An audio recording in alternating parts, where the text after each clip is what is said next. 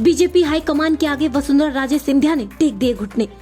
BJP core committee की बैठक में हुई शामिल।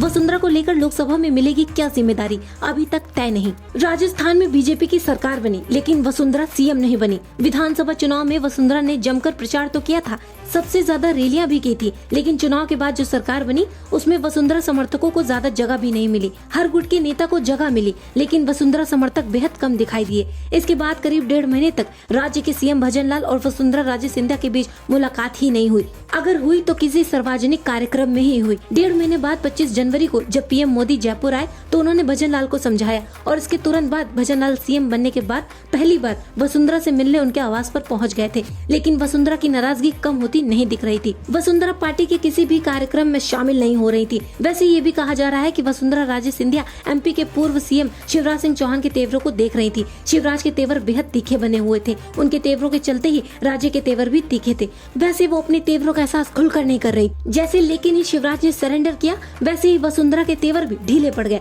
दरअसल अब लोकसभा चुनाव आ गए हैं। वसुंधरा को इस बात का तो एहसास है कि झालावाड़ लोकसभा सीट से बीजेपी उनके बेटे दुष्यंत सिंह को ही टिकट दे देगी, क्योंकि बीजेपी को भी एहसास है कि दुष्यंत आसानी से चुनाव जीत जाएंगे, लेकिन उनके दूसरे समर्थकों को टिकट मिल पाएगा, इस पर संकट दिखाई दे रहा है। वैसे तो 2019 के लोकसभा चुनाव में ही टिकट वितरण के दौरान वसुंधरा की ज्यादा नहीं चली थी, लेकिन फिर भी करीब 10 सांसद अभी भी राजस्थान में वसुंधरा समर्थक हैं। और बीजेपी हाईकमान की ओर से जो संकेत मिल रहे हैं उसमें साफ है कि पार्टी राज्य में अपने करीब 10 से 12 सांसदों के टिकट काटने की तैयारी में है, और इनमें से 6 सांसद तो वो हैं जिन्हें पार्टी ने लोकसभा चुनाव में टिकट दे दिया था। चुनाव जीते और हारे दोनों ही स्थिति में सांसदों को रिपीट नहीं किया जाएगा। वैसे कहा जा रहा है कि बाबा कमलनाथ को जरूर एक बार फिर से टिकट दिया जा सकता है। इसके अलावा 5 लोकसभा सदस्य जो विधानसभा चुनाव लड़ रहे थे उन्हें टिकट नहीं मिलेगा।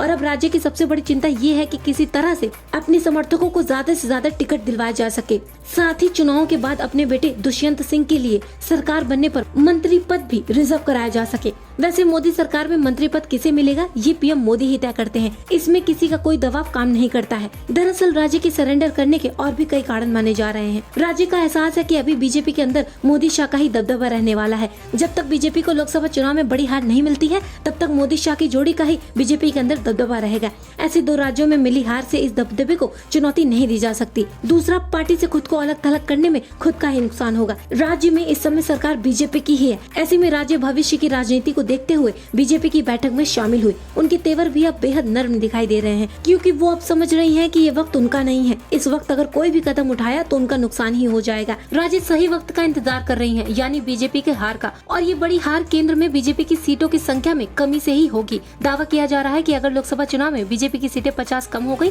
तो फिर राज्य सहित दूसरे तमाम नेता जो किनारे कर दिए गए हैं मोदी शाह की जोड़ी के लिए चुनौती बन जाएंगी।